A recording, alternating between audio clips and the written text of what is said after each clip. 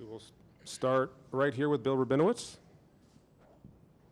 Julian, clearly the game plan was to open up the passing game.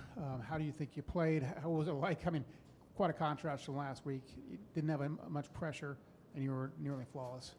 Yeah, I think we had a great scheme in our passing attack, and the coaches did a great job of dialing up some great plays, and off the line blocked well, receivers caught the ball well, running backs ran hard, and we had some great plays, but a couple mistakes we got to clean up.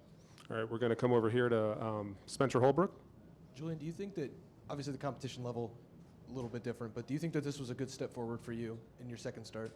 Yeah, I think the whole week we kind of been talking about last week's done with, and how can we improve and how can we get better. And I think this week of practice was very important for us. And showing up in this game, I think we took a good step forward and just getting better. And it's all about how can we improve from week 1 to week 2 to week 3 and just keep stacking days.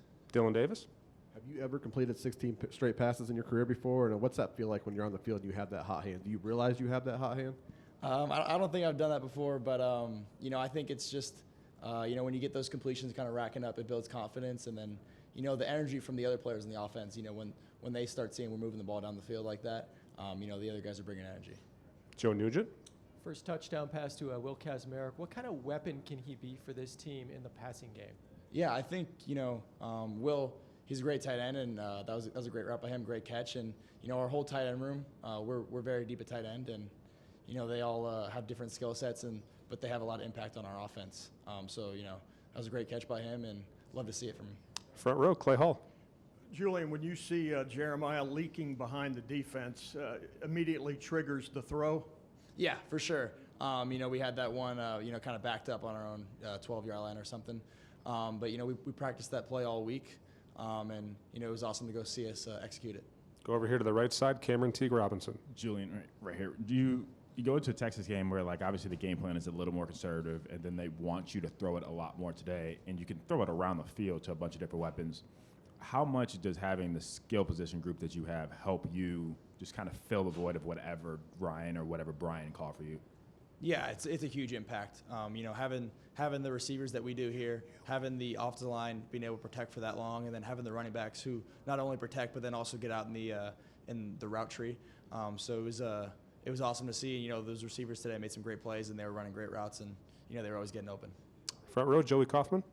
Julian, on the touchdown to Will, the first one, Coach Day says when you see the defenders back, that's like a sign they're open. When you see the defenders back, what's that feeling like when you have a shot like that? Yeah, that's what we talk about in practice a lot. A blind defender, when he's kind of trailing him and he's not looking at us as an open receiver.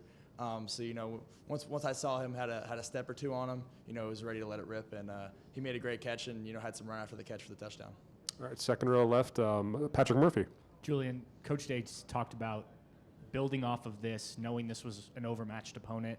How do you kind of go forward, look at this film, maybe sort of doing this for the first time in a game like this, knowing that you have to improve, but maybe some things came a little bit easier than they will in future games? Yeah, I think, Coach Day always says that the issues are always there.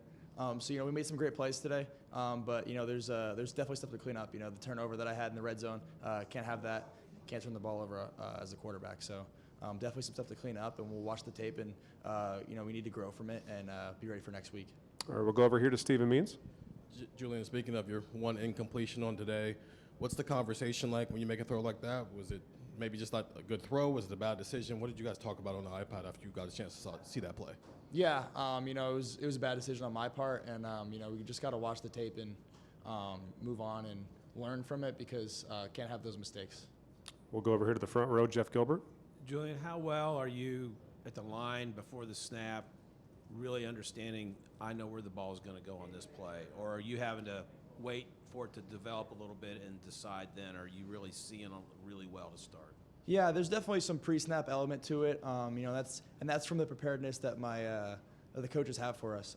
But you also have to let the defense kind of dictate where it goes based on their drops. So it's a little bit of pre-snap identification and then post-snap confirmation is what we say in the quarterback room. All right, then last question in the back left. Julian, after sitting behind Will for a year and then coming out with a little more conservative play calling, in the first game, how does it feel for you to be able to get out there and, actually let loose, be on the field like that?